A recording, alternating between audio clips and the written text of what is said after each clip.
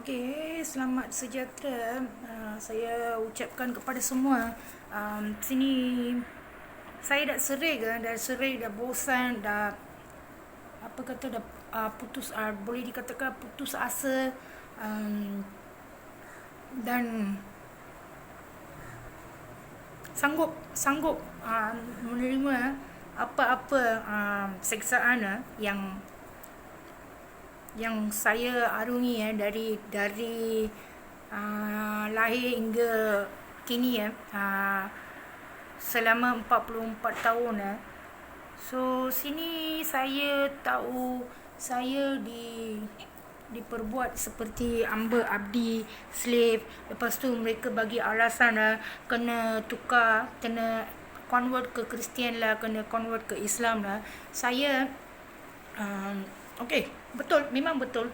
Saya selalu kalau Islam tak paksa, hanya memberitahu kelebihan dan apa keuntungan atau apa akan diberikan oleh kerajaan Islam. Kalau tukar kita punya agama ke Islam, kita tidak dipaksa, hanya diberitahu akan jadi lebih baik saya punya kehidupan, nanti anak-anak akan dijaga oleh kerajaan. Tapi yang lain itu akan dipaksa sampai paksa sampai mereka membagi saya mengutip sisa-sisa dari pasar malam untuk makanan. Mereka menyusahkan saya macam tu. So sini saya ingin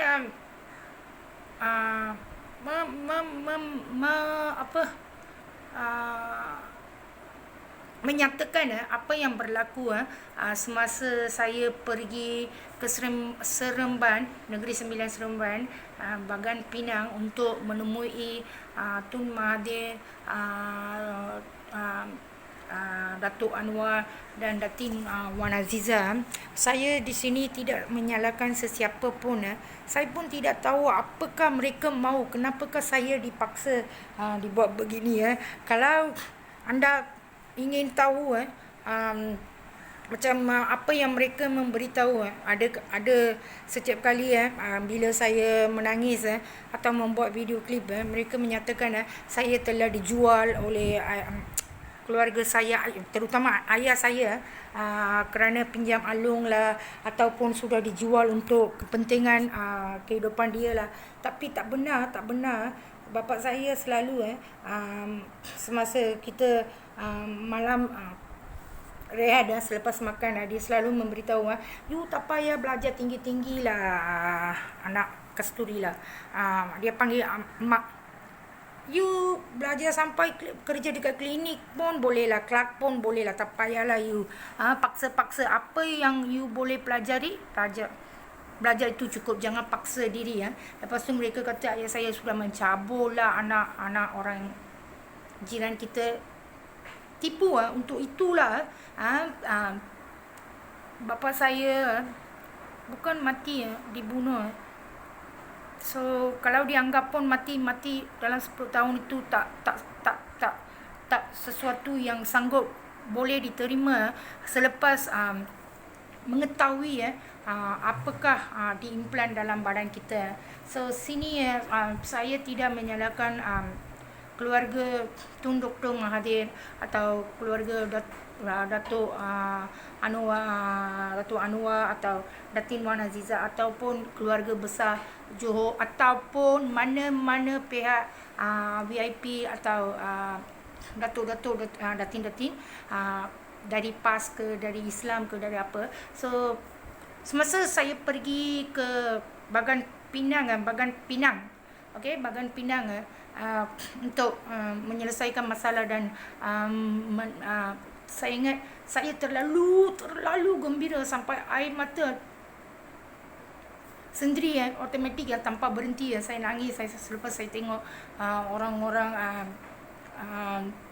dari kerajaan, datuk-datuk, datin-datin, terutama Tun Emma, saya terlalu gembira. Hari ini mesti saya dah bebas dari semua angkara yang mereka tuduh menuduh tanpa ada bukti yang kukuh, tanpa membuktikan. So di sini saya tidak, hari ini pun saya boleh beritahu dari kecil mereka memperlakukan kita macam bagi 4 kerja, 5 kerja sampai mereka mengambil semua hasil titik pilau kita. Mereka tak pernah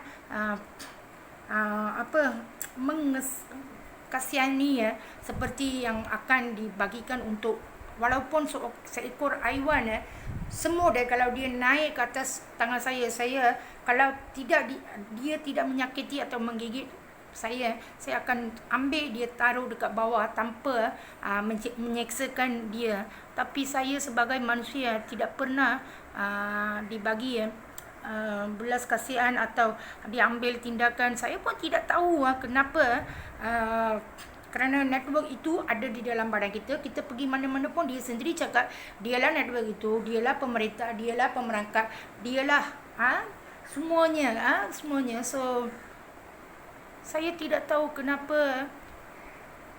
Itu pun saya tak pastilah, atau Polaris Lily dari Kristian Melanau dari Sarawak. Dia pun adakah orang ini wanita-wanita ini memang benar wujud ataupun diperrekakan cerita untuk menunjukkan ini adalah perkara benar. Saya tidak tahu, tapi sebagai dia Kristian, dia sudah bebas. Hanya kesengsaraannya hanyalah 10 tahun lebih 12 tahun hingga 21 tahun dia dah dapat kebebasan. So ini makcik aja. Kalau anda tekan makcik aja di Twitter atau di Facebook, mana-mana social media yang lain, makcik aja, saya tidak salahkan dia. Memang sengsara sebegitu saya pun melalui sebagai India. So saya tak tahulah apakah dia memang benar-benar wujud ataupun direka cerita, ataupun kalau benar memang kesengsaraan dia memang terlalu kita kata neraka. So kenapa orang Melayu dah dapat kebebasan? So kenapa saya sampai hari ini siapa pun tidak mengambil kira. Saya pun ada hidup sendiri, saya ada keluarga sendiri. Kenapa kita diperlakukan sebegini? Kenapa sesiapa pun tidak mengambil tindakan? Okey, datang kepada Bagan Pinang, Seremban. Okey, sewaktu pergi dekat sana memang hujan turun drizzling. Dalam keadaan itu saya basah tengah berdiri berharap akan berjumpa Datuk.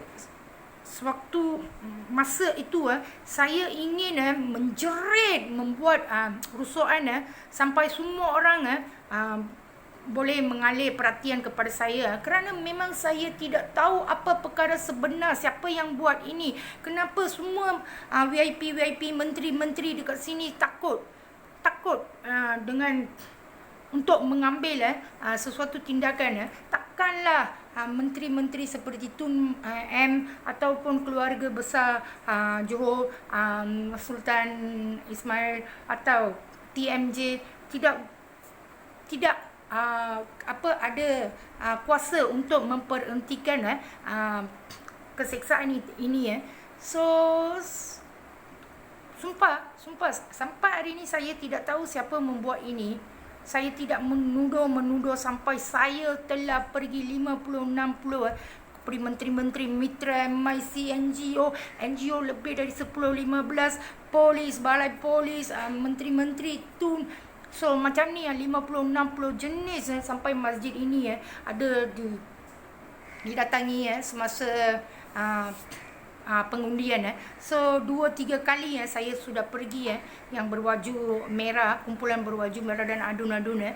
Dan saya juga telah berjumpa dengan Datuk Menteri Kesihatan Khairi Jamaluddin. So semua MIC lah, mafia lah, geng-geng lah, atau keluarga lah, mana-mana 3-4 ini church orang Kristian, tempat sembahyang Kristian. So ni tokong Cina, masjid seluruh Taman U, dan sekolah-sekolah seluruh Taman U. So memang saya tidak tahu ini angkara siapakah ini. Mereka membuat kalau sehingga saya berdiam diri setiap kejahanan mereka buat terhadap kita dengan anak-anak kita, saya mendiamkan diri hanya menangis dan jalan dengan apa yang mereka bagi, 4 kerja 5 kerja dengan perampasan uang yang tidak benar. So kalau diam diri mereka diam sajalah, bagilah sini kerja, sana kerja, sini kerja, sampai kita buat, walaupun kita dijadikan pemabuk atau perokok, kalaulah saya tidak dipengaruhi dengan aktiviti ini, tengoklah keadaan saya. Walaupun saya saya sudah menjadi minum arak, tapi kebaikan untuk anak-anak saya tidak pernah diabaikan. Setiap apa tanggungjawab saya akan ditunaikan dengan wajib dan tidak pernah ada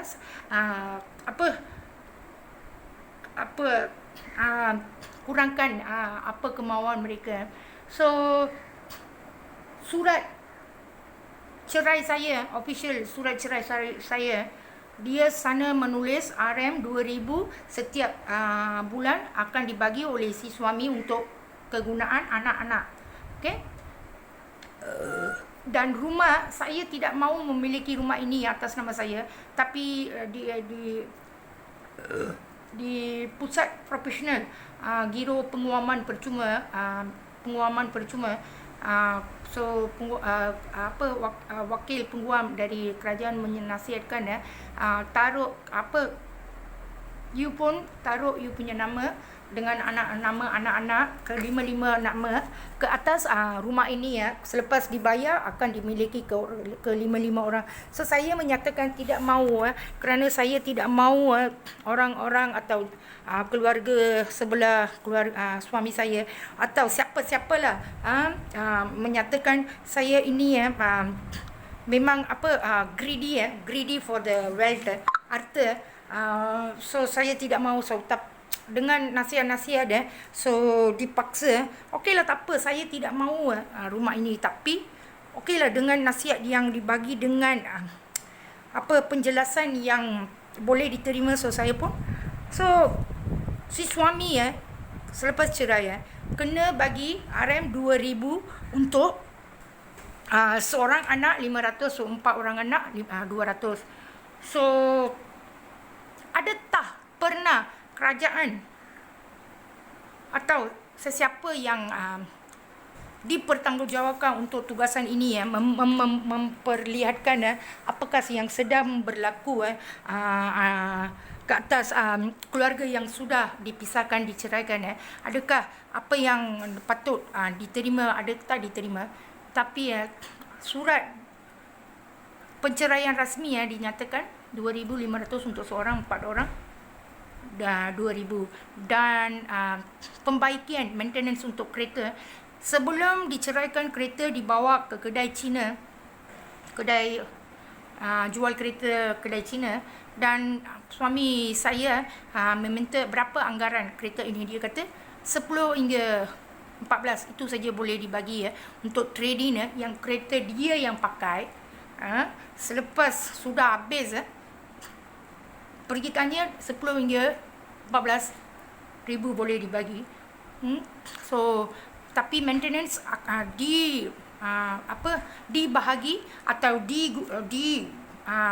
keluarkan duit oleh kedua-dua pihak dengan isteri dan suami yang sudah cerai. So saya tidak pernah mengambil sebarang maintenance untuk kereta. Saya tidak pernah meminta atau melaporkan atau membuat pengaduan atau mempertingkaikan ini segi wang maintenance yang patut dibagi ke sepatutnya yang si suami bagi untuk keluarga ni. Selalu dia bukan bagi di tangan saya. Di sini anak-anak saya ada bukti, ada saksi duit yang dibagi sudah dikurangkan 200, hanya 1,800 dibagi di tangan anak sulung, disaksikan oleh keempat-empat anak. So kalau dia mau mendapatkan nama baik, siapalah nama baik dari pihak opposite, kalau ibu saya, dia punya ibu mertua kan, so dia nak dapatkan nama baik, dia mesti keluarkan duit sendiri, bukan duit yang dibagi untuk keluarga ini yang untuk anak-anak. So dia bagi 300. Okay, untuk ibu penjagaan, bawa dia klinik, beli ubat, beli itu susu, dia punya minyak untuk kepanasan kepala dia, semua saya punya sendiri punya belanja untuk ibu saya, akan cecak 200 hingga 300 apa-apa keperluan dia. So duit dari yang kena bagi untuk anak-anaknya, diambil 300 dibagi kepada ibu saya. Mana ada tak munasabah? Kalau dia nak dapatkan nama baik, atau dia nak dengan apa rela hati nak bagi, dia nak kena bagi dengan, kerana gaji masa itu bukan 1,200 ke Singapore dolar, 4,000 dolar. 4,000 dolar. So sini pun saya tak salahkan dia lah. Kita pun tahu betapa susahnya seorang untuk bekerja untuk mendapatkan gaji sebanyak itu. So saya tak memaksa. Lagi satu, setiap pembayaran yang dibagi untuk anaknya mestilah dibuat dalam transaksi bank. So itu pun dia tak buat. So itu pun hari ini saya boleh menyatakan suami saya tidak pernah membagi duit. Tak mau. Dia pun kesian juga, dia pun terperangkap, dia dipaksa untuk membuli saya. So itu pun saya tak pernah tanya. So bagaimana kerajaan boleh menyatakan duit dari kerajaan seperti kebajikan? So sebelum saya nak ada buat penyediaan untuk bersetuju dengan perceraian, divorce, orang-orang berdekatan saya tidak mahu mengeluarkan identiti mereka, terutama dari pihak macam tu, Perak, menyatakan tolong pergi ke kebajikan dan meminta atau register untuk ibu tunggal. So saya kata tak maulah, tengoklah dulu, saya pun akan pergi kerja. Saya tengoklah macam mana kebolehan saya mempergunakan duit yang dikurangkan bagi untuk saya, bukan 2,000. Tangan saya hanya datang 1,200 hingga 1,400 macam tu. Budak-budak ada saksi. So okeylah, dengan paksaan orang-orang ini, saya pun pergi buatlah saingan kerajaan. Memang prihatin terhadap ibu-ibu tunggal, walau dengan tidak mengira kaum, agama atau dari mana kita. So saya pun pergi buatlah. Sebelum saya pergi untuk membuat register dengan rumah kebajikan, saya dipaksa ambil TV, smart TV, fridge, peti sejuk, mesin basuh, semua barang-barang berharga, elektronik yang berharga, pergi sorok rumah jiran ataupun sorok dekat mana-mana lah, siapa-siapa untuk menyuruh, sehingga pegawai itu datang meninjau rumah saya. So saya kata,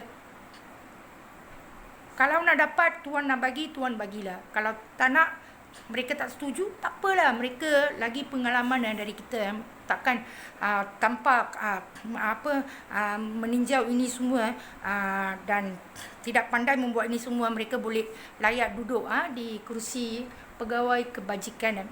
So saya pun tidak sorogan, sumpah demi anak-anak saya bukan orang macam tu, tapi saya tidak tahu itu adalah perangkap. So pegawai pun datanglah seorang wanita dalam 40-an lebih, dan seorang pemuda lelaki yang muda lah, boleh dikatakan dalam 25-26 macam tu. Mereka datang meninjau dan tengok-tengok barang-barang. So mereka seperti apa yang dikatakan oleh orang lain. Pegawai itu menyatakan, you ada TV, you ada peti sejuk. Sini saya tidak menyalahkan atau menunjuk kesalahan seseorang, kesilapan seseorang. Inilah apa yang orang kawan rapat buat sama kita, apa yang mereka beritahu itulah pegawai betul yang mereka beritahu, you ada ni barang-barang elektrik semua harga-harga. So saya kata, puan, saya memang suami saya memang kerja dekat Singapura dulu, dia kerja sudah 12 tahun kita duduk sekeluarga, memang dia belikan. Takkanlah puan, kalau sudah diceraikan, TV ke, peti sejuk ke, mesin basuh ke boleh menjadi ATM untuk bagi kita duit untuk so bukan salah saya dengan sopan, dengan perlahan, dengan yalah, kalau rumah you tiada apa-apa kemudahan elektronik yang canggih, saya boleh menentukan seorang lebih sikit lah, seorang anak lebih 200 ke macam tu. Kerana you ada barang-barang ini so saya memperuntukkan seorang 100. Saya kata, apa yang tuan nak bagi puan, saya terima puan. Kalau puan tak nak bagi pun, dengan alasan yang munasabah, saya pun menerima puan. Saya tidak akan menyalahkan atau marah atau ingat diri saya sendiri yang kita memang dari kasta dari kaum lain, dari India. Saya seorang orang India Malaysian. So saya tidak menganggap apa yang tuan nak bagi itulah akan diterima untuk kebaikan kita ke atau kesusahan kita. So saya pun menerima lah. So sekarang mereka menyatakan suami dah lah bagi 2,000 dan si isteri yang sudah dicerai ambil duit si suami. Ini bukan dikatakan dari kerajaan, dikatakan dari pihak-pihak tempat-tempat yang saya bekerja. Sudahlah suami membagi maintenance 2,000 dan kebajikan ada bagi seorang 100 orang, 404 orang. Tapi perempuan ini menjadi liar, menjadi peminum alkohol. Tapi saya sendiri tak minum tau, saya dipaksa. So untuk menggembirakan, membahagiakan keluarga ini, suami saya membagi alasan, you minum, nanti minum, siapa ada kawan untuk saya minum, okey, kebahagiaan akan, kalau you tak minum, saya pergi luar lah 3 hari 4 hari tak sampai, hari Jumaat malam tak sampai dekat rumah, terus dah pergi mana entah, hari Ahad awal-awal pagi macam pukul 4 dia balik. So sedengar setahu saya, selepas saya mencari kebenaran mana dia pergi, saya dapat tahu dia pergi ke Genting Island untuk main kasino dengan saudara dia di Rawang yang berasal dari Perak. So okeylah, saya pun menangis. So dia sudah 3-4 tahun dah memaksa saya untuk minum. So memang banyak orang tanya, kalau dia suami lelaki suruh you, maksa you perempuan, mana akal otak you tak. Saya kata, saya nak hidup bahagia dengan suami. Tidak satu hari pun dia memegang atau melayan saya sebagai, at least sebagai seorang hamba abdi dah. So untuk apa jua pun saya ingin at least 1 bulan saya mahu the love that I could get, at least 1 month, it's more than enough for me. So untuk itu saya pun minum. So belajar minum. So selepas tu dia dah mulalah pergi hari Jumaat, datang hari Ahad. So macam ni lah dia pun dah berubah, saya pun dah berubah macam tu. So setiap kehidupan keluarga mesti tanya, sekeluarga tu didudukkan bersama-sama dan ditanyakan apakah akibat keluarga ini berpecah. Bukan satu orang cakap, dengar, oh perempuan ini minumlah, inilah suami baiklah, pendiamlah, ini perempuan jalil lah, ini liar lah, dia bukan boleh hidup dengan seorang, dia ni kaki lakam. Banyak-banyak lah, tak apalah, biar tuan yang tengok ni fitnah-fitnah inilah. So ada orang beritahu suami dah bagi maintenance 2,000, kebajikan ada bagi duit. Ni perempuan sebulan sekali pergi pub. Yalah, saya tidak menahan stres. Anak 4 orang, semua kecil-kecil. Yang anak terakhir kembar 4 tahun. Anak besar pergi kerja, balik semua gaduh. Ibu pun gaduh, dia pun gaduh. Stres, terlalu stres. So, sebulan sekali pasal itu saya mengambil decision untuk bekerja 18 jam. So 12 jam yang saya kerja untuk keluarga, yang ekstra hour yang saya kerja untuk kegunaan saya. Saya tidak mau menggunakan apa-apa duit dari arah opposite. Tidak dipergunakan di jalan yang salah. Tapi hari ni tiada siapa pun berani atau memperbentangkan di depan sebuah keluarga yang boleh membuktikan apakah yang sebenarnya berlaku di dalam keluarga ini. Dan sesuatu implan dimasukkan, so kerana bapa saya dibunuh di umur 10 tahun. Dia masa dia mati, meninggal dunia 40. So bukti sudah dimusnahkan. Satu bukti, ibu saya pun ada data memori ni, memori data dalam badan kita. So implan dalam data memori dia pun boleh membuktikan sebenarnya apa yang berlaku. So selepas network yang menyeksakan dan menyatakan ayah keluarganya sudah menjual tulang ni, mendapat tahu itu tiada benar, kerana semua aktiviti kebaikan kehidupan kita, kesusahan kita yang kita melalui, apakah ayah saya buat, macam mana dia tolong sebuah estate dengan keselamatan penduduk-penduduk kat sana, keselamatan rumah panjang Sungai Way dekat KL. So semua bukti ada dekat bapa saya, implan bapa saya. So bapa saya dah tiada, memang dah dihapuskan bukti. So emak saya, so mereka dah tahu ada data memori yang menyimpan semua kebenaran keluarga ini. So sebelum saya mengetahui kebenaran tu, mereka tanpa saya menyedari, kalau saya masa itu saya tahu kebenaran, untuk apakah mereka lepas 12 tahun mereka mengantar ibu saya. Itu dibuat dengan pertolongan adik kandung saya, adik saya dengan pasangan dia. Mereka dengan ikut arahan dan plan-plan yang mereka bagi, mereka bawa dalam 6 bulan ibu saya meninggal. Okey. So hari ni memang suka saya nak mempertingkaikan kebenaran hidup saya.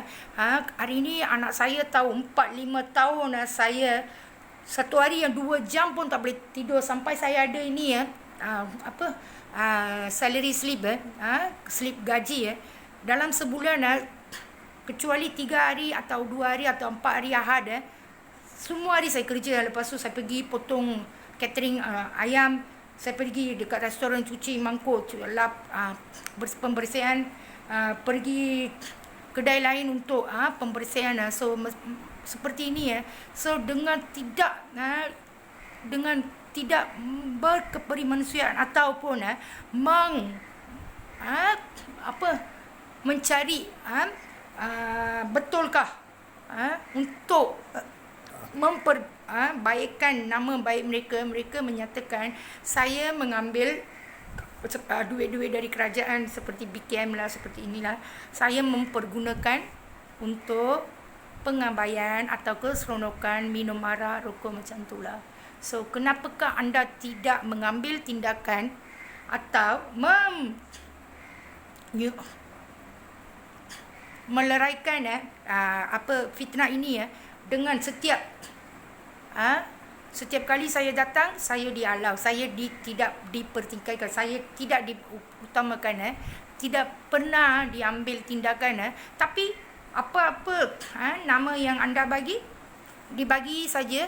Tapi setiap kali saya pergi untuk mencari jalan untuk justice saya, untuk keadilan saya, tidak dibenarkan. Kenapa? Siapa salah dekat sini? Saya berani pergi mana-mana tempat untuk mengeluarkan kebenaran ini.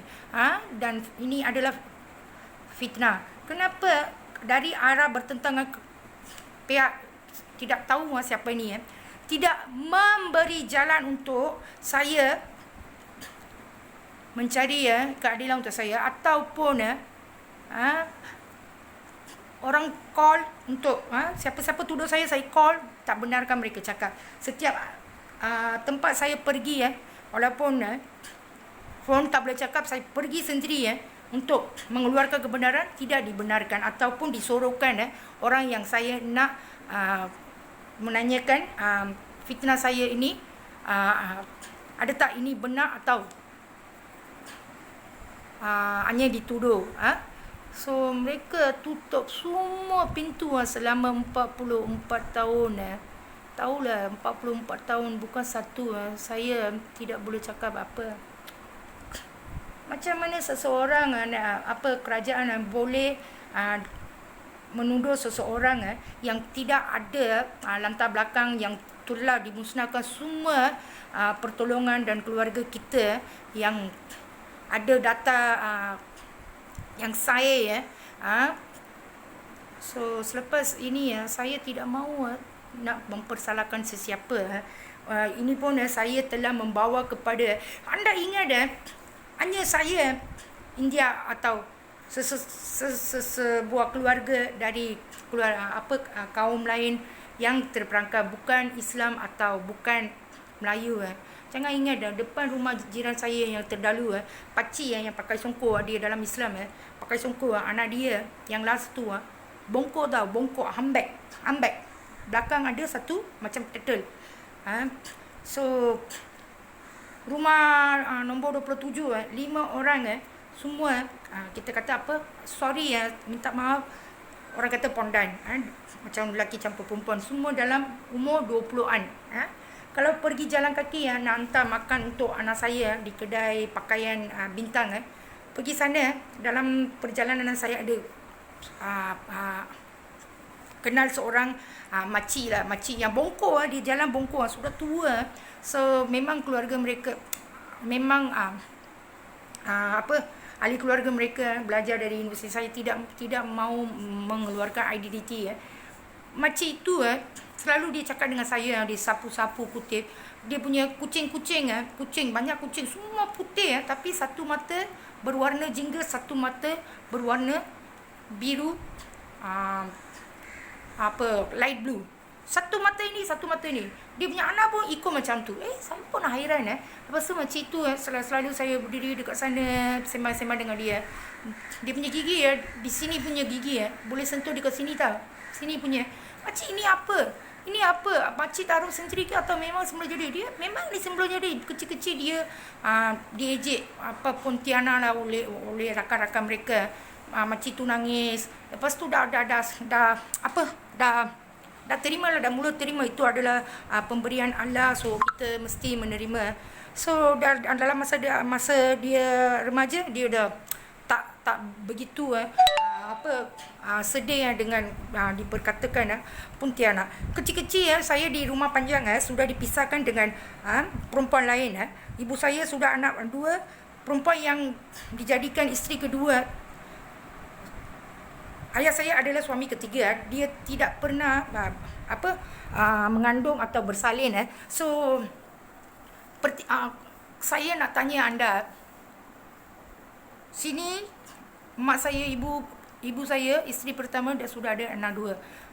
Sebelum 7 tahun tiada anak untuk anak ibu bapa saya, tidak mengurniakan anak. Selepas dia dibagi peluang, ini trap, dia akan bagi jalan sendiri. Mereka akan membuat jalan ini bukan dengan sendiri kita pergi cari perempuan lain atau lelaki lain. Mereka akan menyediakan jalan itu untuk memusnahkan sesuatu keluarga. Ini bukan hanya di kaum India, semua orang saya dah tengok, semua kaum. So isteri kedua dengan alasan ibu saya tiada 7 tahun, tiada anak, dia pergi dekat sana. Memang logik lah, dia sudah kahwin 2 kali yang tiada anak. So ayah saya suami ketiga, tiada logik. So dia bukan tinggalkan, dia ambil isteri kedua dengan alasan tiada anak. Dia dah dapat isteri dekat sana, dah baru sebulan ibu saya mengandung 3 bulan untuk saya. So apakah nak dua gini? Kenapa sebelum itu saya tahu implan ini berfungsi macam mana? Sampai mati pun kita tiada anak, sampai 2-4 tahun sekali pun ada anak. So saya tahu implan ini boleh membuat apa-apa, semua fungsi dan kegunaan dan apa mereka boleh buat. Dan saya tahu seluruh apa yang ada dalam implan ini ya. So inilah cara mereka sudah memisahkan ibu saya dengan mak saya kerja dekat airport Subang Jaya. Pagi dia pergi kontrak menanam rumput malam dia datang sampai beras sikit dan onion disimpan untuk adik saya. Mak saya bawa rambutan yang tidak masak, yang belum lagi matang, matang ataupun itu mangga yang hijau-hijau kecil-kecil untuk saya untuk makanan malam saya, dan adik saya akan disimpan beras untuk bubur dengan teh-o. So memang susah. So dekat sana pun selalu diantarkan remaja-remaja, budak-budak sekawan jiran kita untuk mencabul saya. So inilah berlaku. So pergi dekat Bagan Pinang. Selepas selesai saya nak membuat rusuhan tau. Sebenarnya saya nak membuat.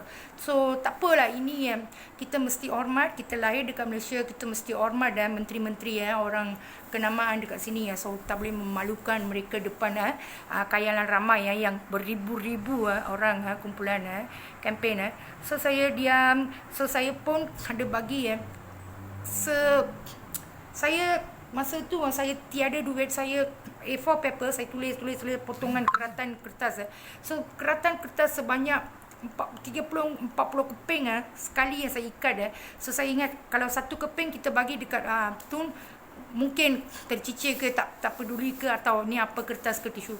So saya bagi setebal ini kepada tangan Tun Mahathir dan angkat tau. Saya tengok Tun Mahathir, bila dia naik kereta saya tengok ikatan tebal itu dekat tangan dia. So sebelum kereta mereka beredar, saya cepat-cepat lari kereta Datin Wan Aziza. Saya cepat-cepat kerana kereta dah mula bergerak. Saya 30 keratan photostat kertas saya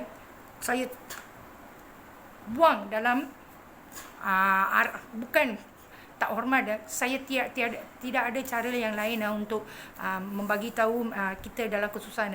Saya ambil keratan ni semua, saya buang dekat tempat duduk sebelah Datin Wan Aziza, tempat kosong.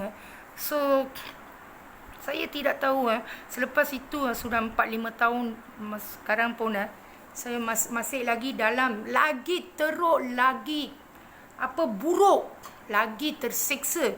Dah 10 kali ganda hidup saya.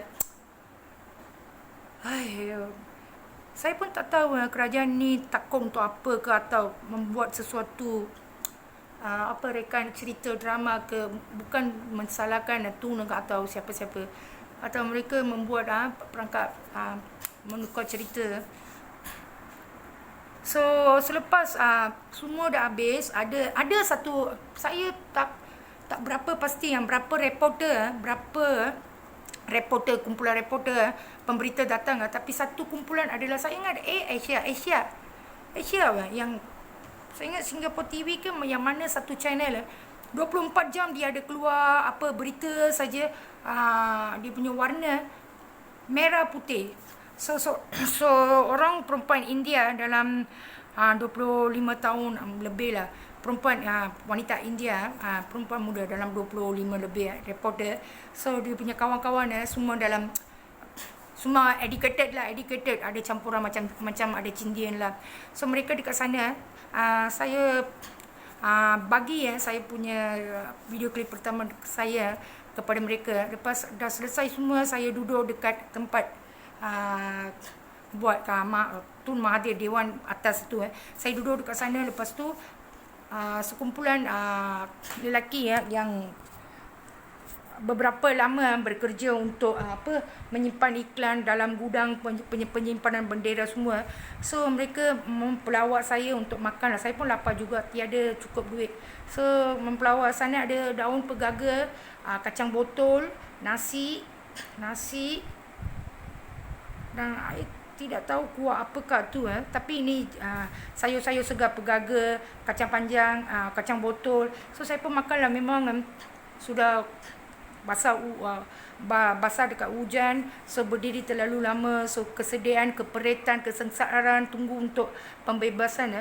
So saya pun makanlah. Lepas makan saya duduk dekat sana, ada kerusi semua, duduk dekat sana. Datanglah seorang pakcik. Saya ingat dia dari kumpulan PAS, ahli dari PAS ke, tapi dia seluruh tengok kita boleh tahu dia memang 100% dalam apa Islam yang pakai songkok, jubah panjang, tapi dia rokok tau, dia rokok Daniel dia duduk dekat sana. Kenapa Tan Kecil duduk dekat sini? Saya kata saya memang jadi macam ni, so saya datang dekat sini ni.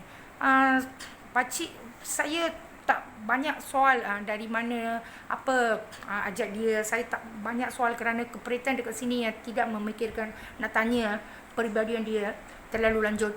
So saya pun duduk, dia apa yang dia cerita saya dengar saja. Dia ambil rokok, dia rokok. Lepas tu tak apalah, datanglah, saya sudah sewa bilik untuk malam saya tinggal dekat sini kerana malam kita tak boleh balik selepas ni so saya ada bilik, you datanglah dekat sana, you boleh duduk sama-sama dengan saya. Saya kata tak apalah, terima kasih lah pakcik, tak apalah, saya kata macam tu. Lepas tu apa you takut ke pakcik tu tak macam tu, jangan anggap macam tu. You datang duduk ataupun you pergi dekat luar bilik ke, you boleh you boleh duduk dekat luar ke apa. Janganlah duduk seorang diri dekat tempat yang gelap ini. Sudah pukul berapa?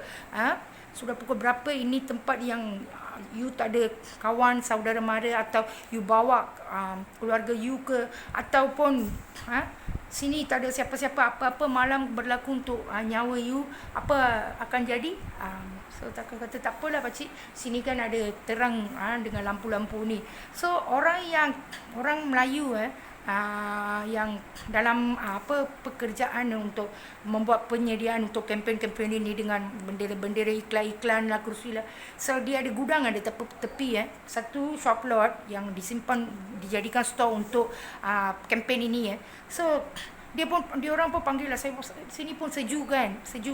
So saya pun dengan tidak berasa apa-apa.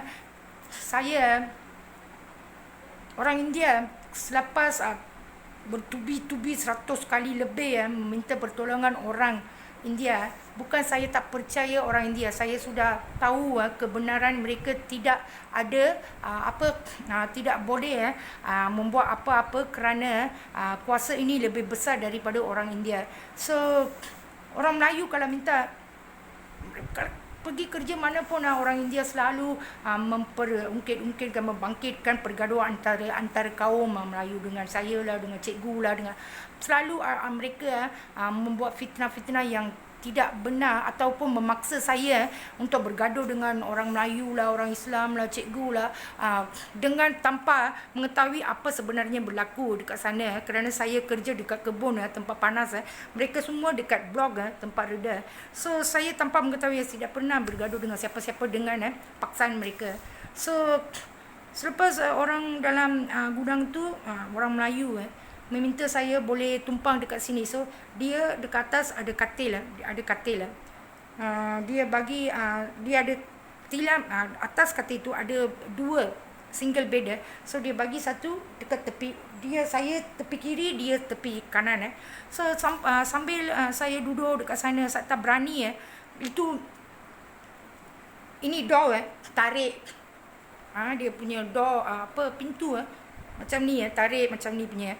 So jangan takut adik, bukan adik, jangan takut Kasturi, saya dah memperkenalkan saya kan, jangan takut, saya tak tutup seluruh, hanya setengah lah, nanti orang dari luar tengok tak senonoh lah nanti kalau you orang minta pun you orang tak ambil kira, kerana you tahu kan kita Islam memang akan diebo-ebokan lah nama kita.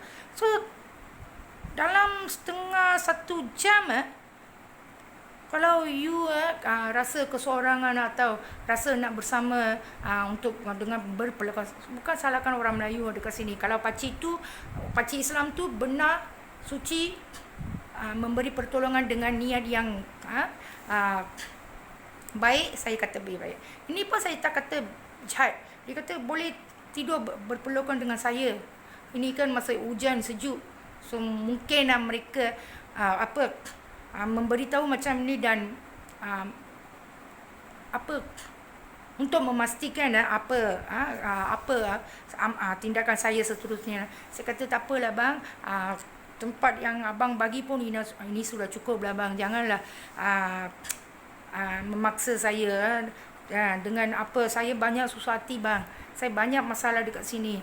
So saya dalam, lepas tu dia tak paksa, dia tak beritahu, dia tengok saya saja. Saya nangis duduk dekat sana, dekat lantai di atas katil. So saya nangis. Lepas tu tak tahu apa pemikiran saya. Saya macam banyak sengsara dah. So terlalu takut. So saya buka dia punya pintu. Saya pergi duduk dekat dewan tu balik. Sampailah pagi. Sampai pagi. Lepas tu saya naik bas. Saya turun balik Johor. So kalau saya menyatakan ini, saya, banyak orang akan tanya, kenapa you tak pergi kepada keluarga besar Johor? So saya sudah berbagai-bagai jalan, cari jalan untuk berhadap dengan, kerana saya selalu dengar orang-orang dekat bandaraya yang membuat bazar malam, bazar JB, diorang banyak orang menyatakan ini Sultan JB pemesra, orangnya manis, orangnya tak begitu keras, dia mesra masyarakat, mesra orang. So saya sudah berkali-kali sudah lama 3-4 bulan saya selalu duduk dekat bazar JB selepas habis kerja dekat kedai Toto Jalan Turus, kedai Toto Loteri. Saya duduk, tak pernah saya dapat peluang untuk bertemu sesiapa dari keluarga besar Johor. So pasal itu so selalu saya diperkatakan, saya kata saya nak pergi jumpa keluarga Sultan JB. Kawan-kawan sekerja saya kata, you jangan macam budak-budak atau senang-senang menyatakan macam tu. You pergi dekat sana, itu orang-orang army dekat sana akan ambil dia punya gun, akan tembak you untuk keselamatan keluarga besar. So ada suatu kali saya dapat peluang untuk pergi ke KSL, Hotel KSL depan, saya ingat kalau I'm not mistaken, KSL depan ada KFC charity untuk Deepavali. Mereka membagi, saya membawa anak dari tempat kerja lah, cikgu yang membagi nama. Pertama dia cikgu tak nak memberitahu siapa cikgu tu. Sudah nama saya sudah tersenarai dalam list untuk pergi ke KSL untuk charity Deepavali. Lepas tu tiba-tiba kawan-kawan lepas balik lunch, kawan-kawan saya cakap, cikgu cakap you tak payah datang untuk charity Deepavali ke hotel. Saya tanya kenapa, tak tahu cikgu yang cakap macam tu. Saya pergi tanya cikgu tu sendiri, yang cikgu lelaki. Cikgu tu cakap, bukan saya yang memotong nama you, kawan-kawan you sekumpulan, you pergi untuk makan, dia orang datang sekumpulan, lepas tu tak payahlah nama dia potong lah, dia buat video klip bagi sini bagi sana, nanti pergi dekat sana memalukan saja sekolah kita. So tak payahlah padamkan nama dia dari charity Deepavali lah. So cikgu kata macam tu. So saya pergi dekat pekerja saya, kenapalah kak, you orang sudah cakap, saya ada dengarkan, kenapa you tanpa memikirkan perasaan orang lain, you pergi memfitnah pasal saya kepada cikgu pasal tu. Cikgu kata you orang yang memaksa dia padam, potong nama saya, tak payah datang. Tapi you orang kata cikgu yang suruh memberitahu. So lepas tu dia orang tegas dengan saya, kalau pergi sana jangan buat hal kalau tak AMI orang-orang dari keluar apa untuk jaga keselamatan Sultan, keluarga Sultan, mereka akan menembak. Mereka tidak kira masa tu you mati pun tiada apa-apa boleh dipersoalkan. So saya tidak ada peluang yang lain untuk berjumpa dengan mereka. So tolonglah, sudah beberapa kali dari saya semasa saya bekerja dekat sekolah menengah SMK lah, satu dari SMK, saya ada 2 ke 3 sekolah saya ada kerja dekat sini. Saya dengan tiba-tiba sudah ada tengok itu apa bilik pas dengan dia orang bergabung mendiri mengambil bilik pejabat itu untuk kerja mereka. So saya pergi sana 2-3 kali tapi dalam tu tiada penghuni, tiada siapa-siapa, hanya signboard dekat sana tapi tiada orang. So dekat sini saya ingin menyatakan kepada terutamanya kepada orang Islam, tolong selamatkan saya, tolong selamatkan semua yang perangkap, tolong. Sini dikatakan saya adalah anti Melayu, anti Islam, anti apa-apalah. Tapi sesiapa pun tidak pernah mengambil tindakan atau sesuatu untuk adakah ini benar atau mempertingkaikan di depan dengan bukti atau saksi-saksi. Saya dekat sini berani untuk menghadap sesiapa pun dengan untuk membuat fitnah-fitnah terhadap saya diselesaikan atau diperbetulkan, dipersucikan. Tapi dekat sini orang yang saya pergi dengan ada sokongan kuasa politik, ada sokongan kuasa harta, ada sokongan kuasa atau pertolongan dengan orang mafia. Mereka semua ada pertolongan, ada kuasa, ada teknologi, ada tapi mereka membuat saya gagal dengan setiap gerak-geri dan tindakan yang dibuat oleh saya untuk pembebasan, bukan untuk saya saja, untuk semua yang terperangkap. Bagaimana sesuatu kerajaan di mana-mana negara atau negeri boleh membuat sesuatu pengandaian dengan hanya mendengar cerita rekan cerita diperbuat dari arah pihak lain yang orang yang tidak kenali. Dan walaupun kalau sudah didengari ini adalah memang tidak betul, kenapakah, manakah kedaulatan undang-undang saya sebagai warga negara Malaysia India yang tidak mempunyai sebarang persaudaraan dan suami diperceraikan dibuat memang ni dalam plan mereka lah. Anak-anak dipisahkan, walaupun anak saya semua tahu kebenaran fitnah-fitnah yang dibuat ke atas saya tiada benar, tapi mereka tidak boleh membuat apa-apa kerana orang yang lebih kuasa, orang yang patut mengajar kebaikan jalan yang baik untuk anak mereka, anak-anak mereka, remaja ini mereka yang memaksa anak-anak saya ikut dengan tipu elak mereka. So kita tak boleh salahkan anak-anak. So saya mahu sesuatu kuasa yang adil dengan hanya mengambil tindakan dengan kebenaran dalam jalan Tuhan dan Allah membagi keadilan untuk saya. Sekian, terima kasih. Saya akan datang balik.